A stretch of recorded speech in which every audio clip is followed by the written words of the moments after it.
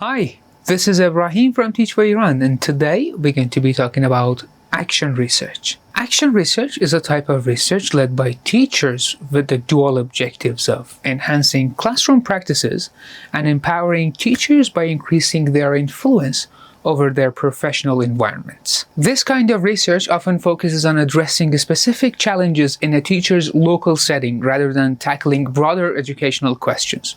For example, a teacher might explore why their students struggle with a particular type of activity. The process of action research involves repeated cycles of planning, acting, observing, and reflecting. A teacher identifies an issue and then, possibly together with colleagues, engages in a hands-on cycle of experimenting with solutions and reflecting on the outcomes. This interactive process often leads to subsequent cycles of research and adjustment. While action research may sometimes be viewed as less formal than traditional academic research, its validity can be enhanced by incorporating various data collection methods. For example, to examine how textbooks are used in a school, a teacher might distribute questionnaires to other teachers. The responses could be cross-verified with student surveys or direct classroom observation to ensure more comprehensive understanding of the issue. This approach helps to strengthen the research's reliability and impact on educational practice. This is Ibrahim from Teach Where You Run.